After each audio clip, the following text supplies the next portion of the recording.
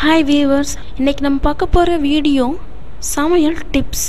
நம்ம சமையல் செய்யும்போது ஒரு சில விஷயங்களை கவனிக்காமல் இருப்போம். அதுதான் டேஸ்ட்டையுமே கெடுத்துடும். அந்த மாதிரி டேஸ்ட்டை கூட்டக்கூடிய சில டிப்ஸை நான் சொல்கிறேன். கேசரி செய்யும்போது சர்க்கரைக்கு பதில் வெல்லத்தை போட்டு விட்டால் சுவை கூடுதலாக இருக்கும். இட்லி மாவு கரைத்ததும் அதில் சிறிது சர்க்கரையை தூவி வைத்துவிட்டால் அதிகம் புளிக்காமல் இருக்கும். இட்லி தோசையும் சுவையாக இருக்கும்.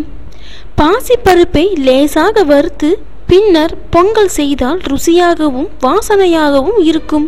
புளி, உப்பு, வெல்லம் போன்ற பொருட்களை பிளாஸ்டிக் டப்பாக்களில் வைப்பதை தவிர்க்கவும். இவை காற்றுப்பட்டால் நீர்விடும் தன்மை கொண்டவை. பிளாஸ்டிக்குடன் சேர்ந்து ரசாயன மாற்றம் ஏற்பட்டு ஆரோக்கியத்திற்கும் கெடுதல் ஏற்படக்கூடும். கண்ணாடி அல்லது பீன்கான் டப்பாக்களில் பாதுகாத்து வையுங்கள்.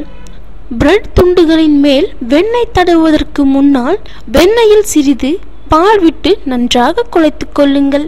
பிறகு வெண்ணெயை சீராக தடவ சுலபமாக இருக்கும் என்பதுடன் வெண்ணெயும் குறைவாகவே தேவைப்படும்.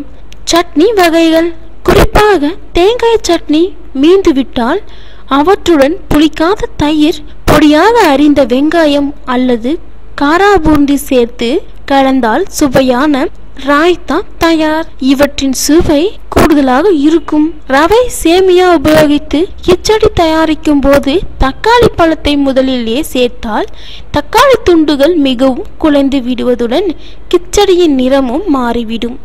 தக்காளி போடாமல் கிச்சடி தயாரித்து விட்டு அடுப்பை அணைத்து விடுங்கள். தக்காளி துண்டுகளை கிச்சடியின் மேல் தூவி ஒரு முறை அல்லது இருமுறை கிளறி கொஞ்ச நேரம் மூடி வைத்து விடுங்கள். கிச்சடியின் சூட்டிலே தக்காளி பதமாக வெந்து விடுவதோடு கிச்சடியின் நிறமும் மாறாமல் இருக்கும். ஓகே வியூவர்ஸ், மேலும் இது போன்ற சமையல் டிப்ஸை தெரிஞ்சுக்கணும் அப்படின்னா எங்களோட சேனலை சப்ஸ்கிரைப் செய்யுங்கள். தேங்க்யூ.